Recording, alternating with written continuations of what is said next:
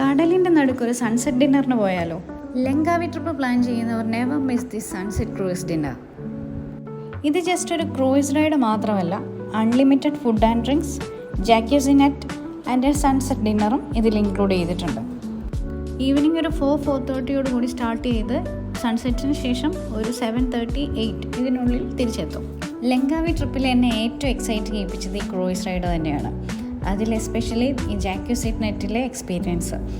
ഒരു ചെറിയ വെള്ളത്തിൽ പോലും ഇറങ്ങാൻ പേടിയുള്ള ഞാനാണ് ലൈഫ് ജാക്കറ്റും ഇട്ട് നടുക്കടലിലെ ജാക്യൂസി നെറ്റിൽ ഇറങ്ങിയത്. എന്തായാലും അതൊരു അടിപൊളി എക്സ്പീരിയൻസ് തന്നെയായിരുന്നു. നീന്തൽ അറിയാവുന്നവരാണെങ്കിലും ലൈഫ് ജാക്കറ്റ് നിർബന്ധമാണ്. ശേഷം സൺസെറ്റോട് കൂടി ഡിന്നർ പ്രൊവൈഡ് ചെയ്യും. അൺലിമിറ്റഡ് ഫുഡ് ആൻഡ് ഡ്രിങ്ക്സ് ആണ്, അതുകൊണ്ട് നമുക്ക് ഇഷ്ടമുള്ള ഫുഡ് ഇഷ്ടമുള്ള അത്രയും കഴിക്കാം. നമ്മൾ ഈ റൈഡ് ആരംഭിക്കുന്ന സമയത്ത് കടലൊരു നീല കളറായിരുന്നെങ്കിൽ സൺസെറ്റോട് കൂടി അതൊരു ഗോൾഡൻ കളറാവും. അതൊരു ഭംഗി തന്നെയാണ്.